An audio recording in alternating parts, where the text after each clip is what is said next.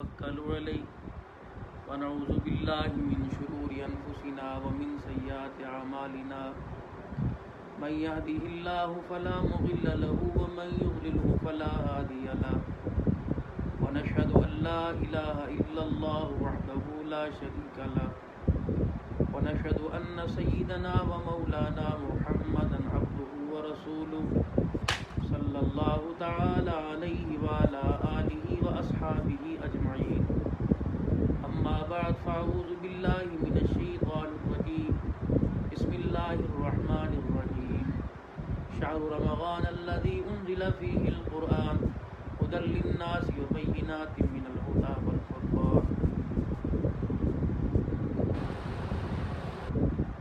اللهم صل على سيدنا ومولانا محمد وعلى آله وأصحاب سيدنا ومولانا محمد وبارك وسلم۔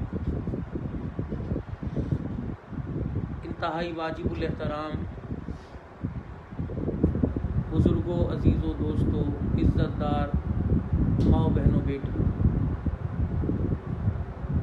رمضان المبارک کا دوسرا روزہ الحمدللہ خیر و عافیت کے ساتھ مکمل ہوا۔ پروردگار عالم نے ہم سب پر اپنا بہت زیادہ احسان فرمایا کہ خالق کائنات نے آج الحمدللہ دوسرے روزے کی ابتدا سے لے کر آخر تک اپنی رحمتوں کے ساتھ مہربانی فرمائی اور رمضان المبارک اس روزے کو رکھنے کی توفیق عطا فرمائی۔ آج ہمارا رمضان المبارک کے حوالے سے یہ آج دوسرا درس ہے، اور ان باتوں کو بیان کرنے کا صرف مقصد یہ ہے کہ ہمارے اندر شعور پیدا ہو جائے، اچھے برے کی پہچان ہو جائے، کھرے کھوٹے کی پہچان ہو جائے، تاکہ انسان اپنے زندگی کے اس مقصد کو جو دنیا میں آنے کا اللہ جل شانہ نے اس کو عطا فرمایا سمجھے، اور اس کو اس بات کا یقین ہو جائے کہ وہ اس دنیا کی زندگی کے اندر بیکار نہیں آیا، بلکہ اللہ نے اسے بہت قیمتی بنایا ہے۔ اس کی قیمت سونا چاندی نہیں ہے، اس کی قیمت دنیا کا مال و متاع نہیں ہے جس کے پیچھے صبح سے لے کر شام تک لگتا ہے اور اپنی زندگی کے قیمتی لمحات کو ضائع کر دیتا ہے، اور خسارے کے طور پر آخرت میں موت کے وقت کچھ بھی اپنے ساتھ نہیں لے کے جاتا۔ اللہ نے انسان کو دنیا کی زندگی کے اندر دنیا کی زندگی کو کامیاب بنا کر آخرت کی زندگی کمانے کے لیے بھیجا ہے، تاکہ میرا بندہ میرے حکموں کی تابعداری کرے اور میرے پیارے نبی جناب حضرت محمد مصطفیٰ صلی اللہ علیہ وسلم کے مبارک طریقوں پر اپنی زندگی کو گزارے۔ یہ راستہ تھوڑا سا دشوار ہے، لیکن جب انسان چل کے دیکھتا ہے تو بہت ہی آسان ہے۔ انسان اگر اللہ کے نبی کی زندگی سے دور ہوتا ہے تو دنیا اس کو اپنے پیچھے دوڑائے گی، اور اللہ کے محبوب کی زندگی دنیا کے اندر بھیجا ہے کہ مجھے راضی کرے، میرا بندہ ہو کر رہے اور میرا بندہ ہو کر ہی واپس لوٹے۔ اس لیے اللہ جل شانہ نے اس کو کامیاب ہونے کے لیے بہت ساری نعمتوں کے ساتھ نوازا ہے۔ بہت سارے اللہ جل شانہ نے ایسے احکامات جو اللہ کے قرب کا ذریعہ بنتے ہیں۔ دیکھیں، ماں باپ جب بچے کو کسی چیز پر آمادہ کرتے ہیں، یعنی اس کو بچے کو اپنے قریب بلاتے ہیں، اس کو نہلانے کے لیے، اس کو کپڑے پہنانے کے لیے، اس کو گندگی سے منع کرنے کے لیے، مٹی میں کھیلنے سے منع کرنے کے لیے جب بچے کو اپنے پاس اپنے قریب کرتے ہیں تو کتنی چیز کا لالچ دیتے ہیں، کبھی ٹافی کا، کبھی بسکٹ کا، کبھی اسی چیز کا۔ اللہ اپنے بندوں کو اپنے قریب لانے کے لیے کتنی چیزوں سے نواز رہا ہے کہ آ جاؤ میرے بندے قریب آ جاؤ۔ جب تم میرے بندے میرے قریب آ جاؤ گے تو دنیا کی ساری نعمتیں میں تمہارے حوالے کر دوں گا، اور آخرت کے اندر جو میں تمہیں دوں گا وہ تمہاری سوچ سے باہر ہے۔ رمضان المبارک کا مہینہ اللہ جل شانہ نے کیا فرمایا کہ یہ مہینہ میرا مہینہ ہے، رمضان شہر اللہ۔ اللہ فرماتے مہینہ میرا ہے، الصوم لی وانا اجزی بہ، روزہ میرے لیے، اس کا اجر بھی میں اپنے بندوں کو خود عطا فرماؤں گا۔ رسول اللہ صلی اللہ علیہ وسلم نے اس بارے میں بہت سی جگہ ارشاد فرمایا۔ آپ علیہ السلام نے فرمایا، حضرت ابن عباس رضی اللہ تعالیٰ عنہ راوی ہیں کہ حضور صلی اللہ علیہ وسلم نے فرمایا کہ بلا شبہ جنت ماہ رمضان کے شروع سال سے لے کر آخر تک سجائی جاتی ہے۔ جب رمضان شریف کا مہینہ شروع ہوتا ہے اوہو تو جنت اللہ سے عرض کرتی ہے اے اللہ اس مبارک مہینہ میں اپنے بندوں میں سے کچھ بندے میرے اندر قیام کرنے والے مقرر فرما دیجئے اور عبادت کر کے میرے اندر داخل ہو سکیں۔ اسی طرح حوریں بھی عرض کرتی ہیں اے خداوند عالم بابرکت مہینے میں اپنے بندوں میں سے ہمارے واسطے کچھ خامد مقرر فرما دیجئے۔ چنانچہ جس شخص نے رمضان شریف کے مہینے میں اپنے نفس کی حفاظت کی اور نشہ آور چیزوں سے اپنے آپ کو دور رکھا، نہ کسی مومن پر بہتان لگایا، نہ کوئی گناہ کبیرہ کی طرف گیا، تو اللہ جل شانہ رمضان شریف کی ہر رات میں اس بندے کی 100 حوروں سے شادی فرما دیتے ہیں اور اس میں جنت میں اس کے لیے ایک خاص محل سونے چاندی کا اور یاقوت اور زمرد کا تیار کرتے ہیں۔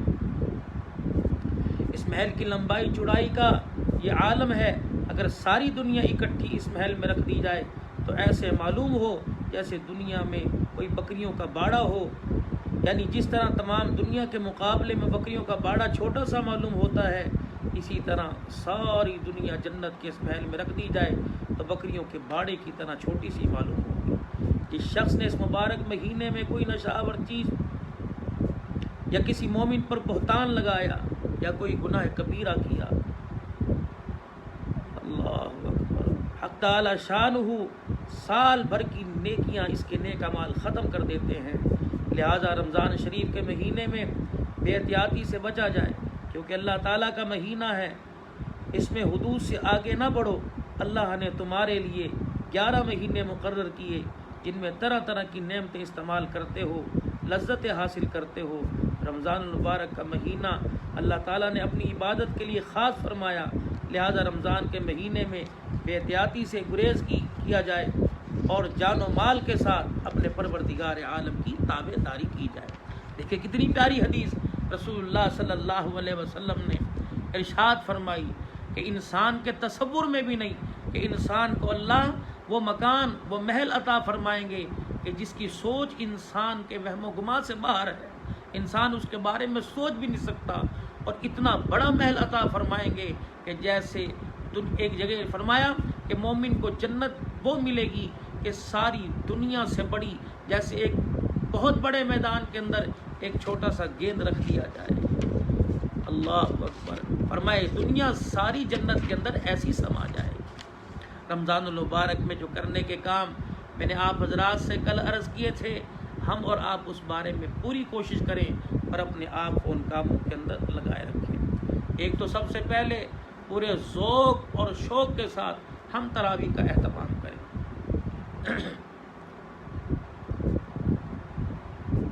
پورے سال میں اللہ جل شانہ نے ہمیں موقع عطا فرمایا قرآن پاک سننے کا، اور اسی لیے قرآن کریم میں اللہ جل شانہ نے ارشاد فرمایا شہر رمضان الذی انزل فیہ القرآن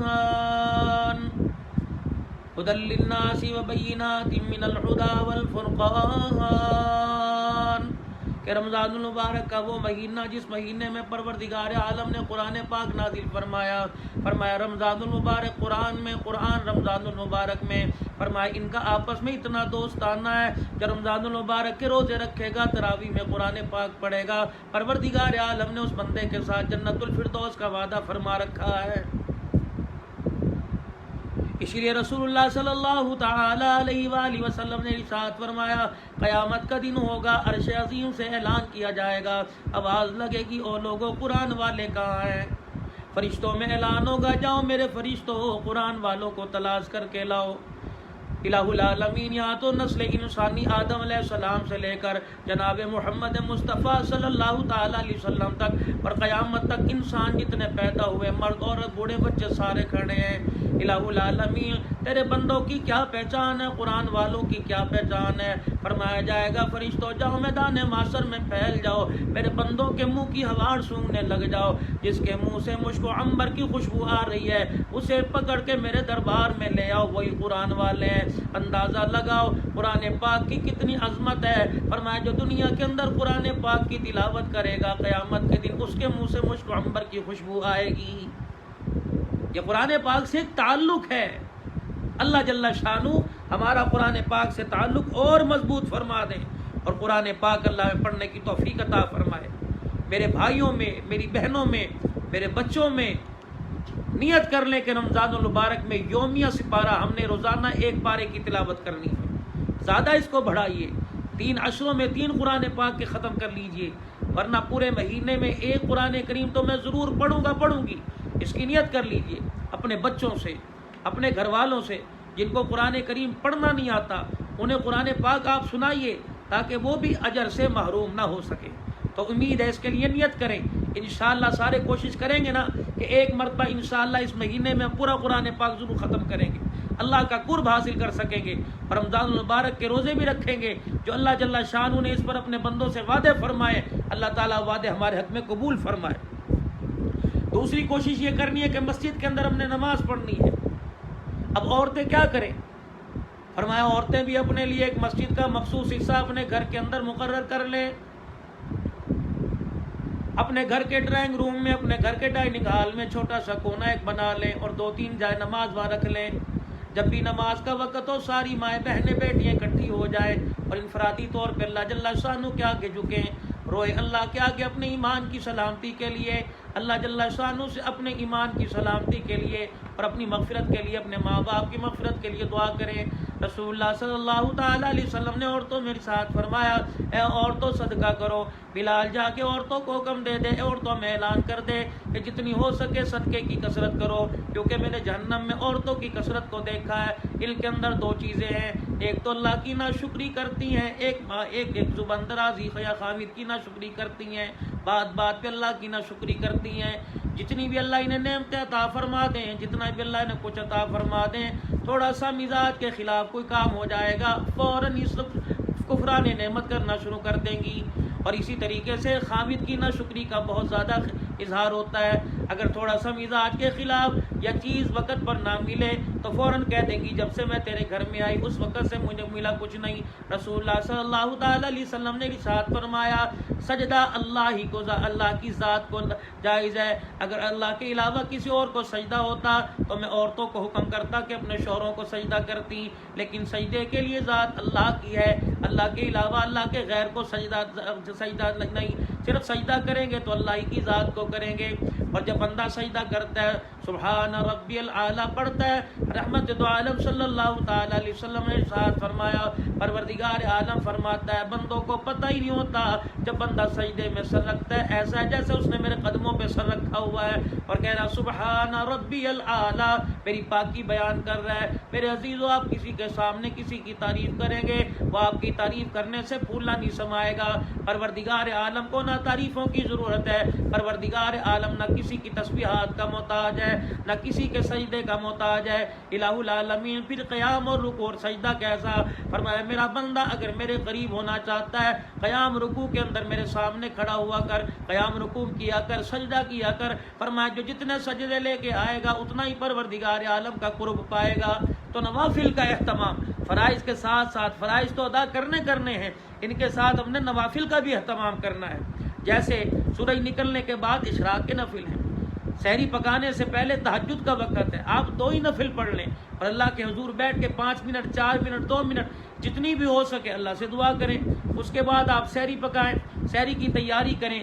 جتنے گھر کے افراد روزہ رکھیں گے یا جتنے آپ کے ہاتھ کی پکی کھائیں گے ان کو تو روزہ رکھنے کا ثواب ملے گا، ان کے ثواب کے اندر آپ بھی شامل ہو جائیں گی۔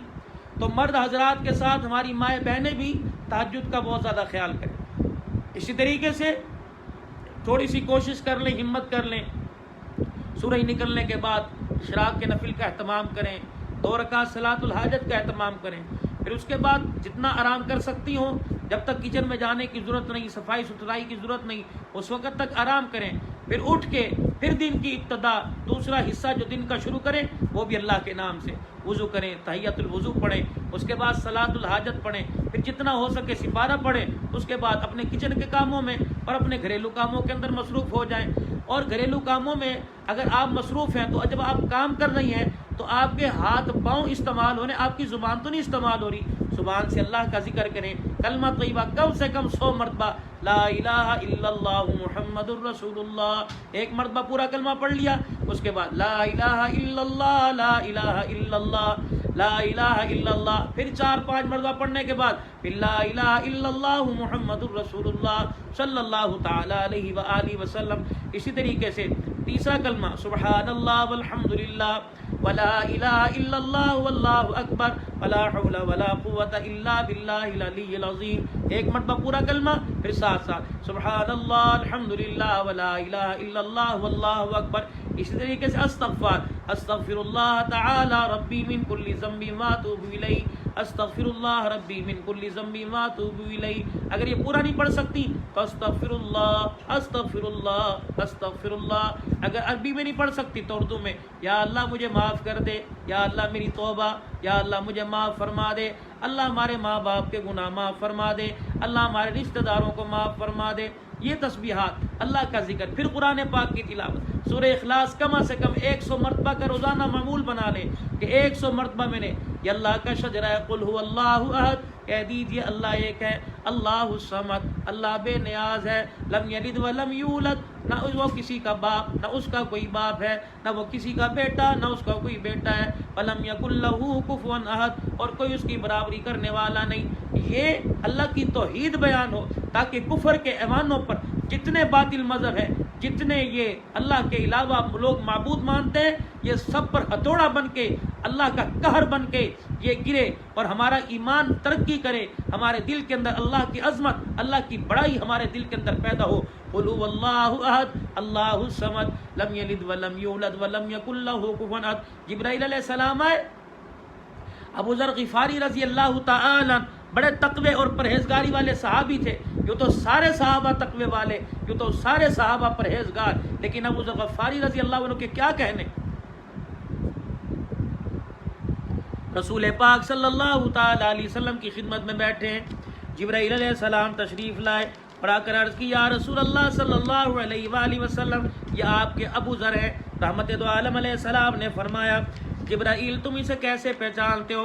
عرض کرنے لگے یا رسول اللہ صلی اللہ تعالی علیہ وسلم، اتنا زمین والے اس کو نہیں جانتے جتنا آسمان والے اس کو جانتے ہیں۔ سبحان اللہ۔ اللہ کے نبی علیہ السلام نے فرمایا وجہ کیا؟ کہ یا رسول اللہ صلی اللہ تعالی علیہ وآلہ وسلم، جب یہ سورہ اخلاص زمین پر پڑھتا ہے، اللہ سارے آسمان والوں کو اس کی تلاوت سناتا ہے، اللہ کو بہت ہی پیارا لگتا ہے، اور اللہ کے نبی علیہ السلام اس نے اپنے دل کے اندر سے میں ختم کر دی، اس کے دل کے اندر میں ہی کوئی نہیں۔ جب یہ عاجزی دکھاتا ہے، جب یہ انکساری دکھاتا ہے، اللہ اس کی جو انکساری کو دیکھ کر، اللہ اس کی عاجزی کو دیکھ کر عرش پر مسکرانے لگ جاتا ہے۔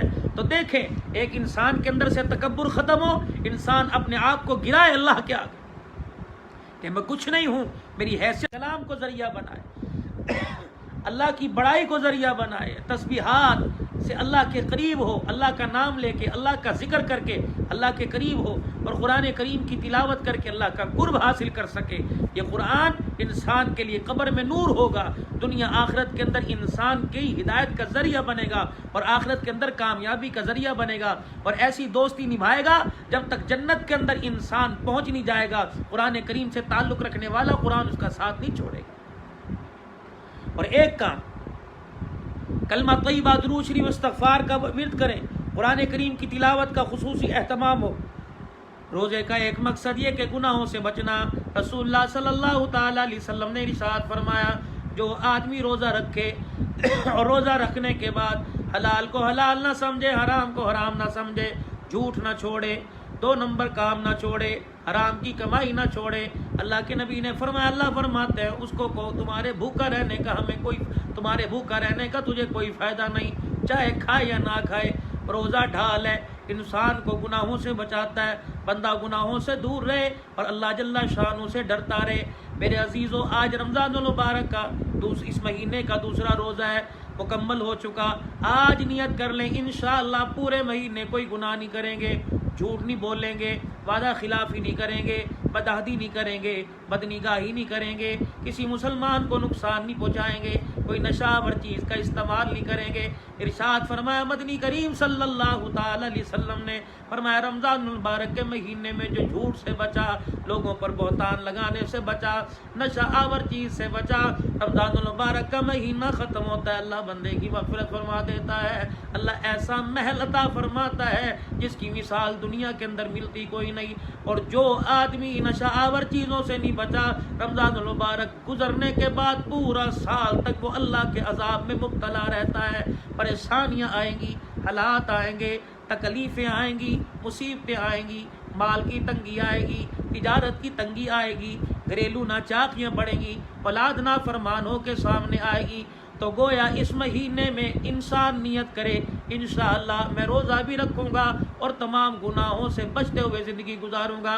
जब एक महीना ही से गुनाहों से बचने की आदत पड़ गई तो अल्लाह जल्ला शानु रमज़ान मुबारक की रहमतों बहारों की बरकत से अल्लाह इसे 11 महीने गुनाहों से बचने की तौफीक अता फरमाएगा। और हर लिहाज से गुनाह से बचना, और सबसे ज़्यादा अपनी नज़र की हिफाजत करना। जितना इंसान अपनी नज़र को बचाएगा बदनज़री से, उतना इंसान के अंदर का साफ होगा। ये नज़र है, जिस चीज़ पे पड़ जाए उसका अक्स दिल के अंदर ले आती है, फिर दिल के अंदर ख्वाहिशात पैदा होने लग जाती है, फिर दिमाग सोचने पर मजबूर हो जाता है, फिर दिमाग सोचता है ये काम गुनाह का मैंने कैसे करना है, फिर हाथ पांव उसके ताबे होते हैं, फिर पूरा वजूद इस आँख के देखने की वजह से पूरा वजूद गुनाह से मुतासिर हो जाता है। फरमाया अल्लाह जल्ला शानू ने आँख अता फरमाई तो इस आँख से अल्लाह के घर का नज़ारा करो, इस आँख से बैतुल्लाह शरीफ का नज़ारा करो। अल्लाह अगर मौका अता फरमाए तो अल्लाह के घर के नज़ारा, अल्लाह के नूर की तजल्लियात और रहमतों के मरकज़ का नज़ारा करो। अल्लाह ने यह आँख अता फरमाई तो रोज़ा रसूल सल्लल्लाहु अलैहि वसल्लम का नज़ारा करो, गुंबद खज़रा का नज़ारा करो। इस तसव्वुर के साथ या वो मक्की या यहाँ वो मक्की हैं या वो हस्ती आराम फरमा रही है जिसको अल्लाह जल्ला शानू ने सारी कायनात में महबूब तरीन बनाया है। अल्लाह ने फरमाया अगर मेरा नबी आपको पैदा ना करना होता तो मैं कायनात ही ना बनाता। यानी यहाँ वो हस्ती आराम फरमा रही है जो तख्लीक वजह कायनात है, या वो हस्ती आराम फरमा रही हैं जिसके एहसान उम्मत पर बहुत ज़्यादा है। औलाद के लिए माँ बाप इतना फ़िक्र नहीं करते जितना रसूलुल्लाह सल्लल्लाहु ताला अलैहि वसल्लम को इस उम्मत की फ़िक्र थी। तो रहमत दो आलम सल्लल्लाहु अलैहि वसल्लम के एहसानात का बदला हम चुका नहीं सकते, तो हम क्या करें कि अल्लाह के नबी सल्लल्लाहु अलैहि वसल्लम को राज़ी करने की कोशिश करें। जितनी दुरूद शरीफ की कसरत हो, जितनी दुरूद शरीफ की कसरत हो तो अल्लाह के नबी अलैहिस्सलाम पर दुरूद शरीफ पढ़ें, नूर दिल के अंदर आएगा, अल्लाह के कुर्ब का ज़रिया होगा। जितना दुरूद शरीफ पढ़ेंगे अल्लाह दुनिया की रुकावटों को ख़त्म फरमाएंगे, दुनिया आखिरत के रस्तों को अल्लाह आसान फरमाएंगे। तो सारे कोशिश करें जितना हो सके इसको बढ़ाइए कसरत के साथ। उलमाए किराम ने 300 से ऊपर कसरत लिखी है, कम से कम 313, 315, इससे चाहे ऊपर जितना बढ़ा सके। नियत कर लो कि मैंने 1 लाख मरतबा रमज़ान मुबारक के इन 30 दिनों के अंदर दुरूद शरीफ पढ़ना है। अल्लाह आफियत वाला मामला फरमाए। और फिर हमने अल्लाह अकबर बाज़ार और घरेलू कामों को अपना मुख्तसर करना है। बाज़ार के काम, बाज़ार में गए, जल्दी जल्दी जो ज़रूरियात ज़िंदगी उनसे फारिग हुए, फिर अपने घर के अंदर खलवत नशीनी की। इसी तरह मस्जिद के अंदर जाके बैठ गए, जब भी गए तो नफली तकाफ़ की और रमज़ान मुबारक के अशरे के अंदर सुन्नत तकाफ़ की नियत की। और 10 दिन अल्लाह के आगे इंशाअल्लाह इसका जिक्र आएगा तो तकाफ़ के बारे में भी आप हज़रात से अर्ज़ करता जाऊँगा। माह मुबारक में अगर कोशिश हो आपके करीब में कोई अल्लाह वाले मौजूद हों तो अहलुल्लाह की सोबत इख्तियार कीजिए। अल्लाह वाला वो नहीं है जो लड़की का लड़का लड़के का लड़की बना दे, अल्लाह वाला वो नहीं है जो कोई करामत दिखाए, अल्लाह वाला वो है जिसके अंदर इत्तबाए सुन्नत हो, अल्लाह वाला वो है जो सुन्नत के आदाब का ख्याल रखे, हलाल को हलाल जाने, हराम को हराम जाने, जिसके चेहरे को देख जिसकी चेहरे के नूर को देख कर अल्लाह याद आ जाए और जिसकी इत्तबाए सुन्नत को देख कर जनाब मोहम्मद मुस्तफ़ा सल्लल्लाहु अलैहि वसल्लम की मुबारक ज़िंदगी याद आ जाए। तो ऐसे अल्लाह वाले जहाँ मिले उनकी सोबत में बैठ के अल्लाह अल्लाह कीजिए, अपनी तज़किया नफ्स अपने अंदर को संवारिए और अल्लाह का कुर्ब हासिल कीजिए। और इसी तरीके से अपने मुलाजिमीन के साथ हल्का मामला कीजिए। जहाँ वो 10 घंटे काम करते हैं उनके काम को 5 घंटे लाएं ताकि वो भी अल्लाह की इबादत में यकसुई के साथ लग सके, वो भी अपने रब को राज़ी कर सके। और इसी तरीके से अपने पड़ोसियों का, गरीबों का, मसाकीन का ख्याल कीजिए। افطاری کے وقت میں، سحری کے وقت میں، عید کی تیاری کے وقت میں اپنے محلے میں دیکھیں کوئی ایسا غریب ہے کہ جس کے گھر کے اندر پریشانی ہے اور جو عید کی خوشیوں میں شامل نہیں ہو سکتے، تو جہاں زندگی کے اندر اپنی عید کے لیے 3 جوڑے 4 کپڑے کے جوڑے بناتے ہیں وہ 2 بنائیں، ایک اس میں سے حصہ غرباء اور مساکین کا رکھ دیجیے۔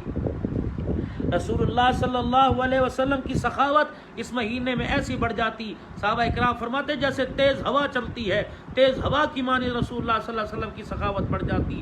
تو اپنے ہاتھ سے سخاوت کیجئے، جو اپنے ہاتھ سے سخاوت کرے گا جہنم کی آگ کو ٹھنڈا کرے گا، قبر کی وحشت کو ٹھنڈا کرے گا اور دنیا کی پریشانیاں۔ رحمت دو عالم علیہ السلام نے فرمایا الصدقۃ رد البلا، صدقہ کرو یہ بلاؤں کو ٹالتا ہے۔ پتہ نہیں کون سی مصیبت کہاں سے آئے، کون سی پریشانی کہاں سے آئے، انسان صدقے کا اہتمام کرے تو اللہ جل شانہ اس سے مصیبتوں کو دور فرماتے ہیں۔ اللہ جل شانہ ہمیں ہر نیک کام کرنے کی توفیق عطا فرمائے۔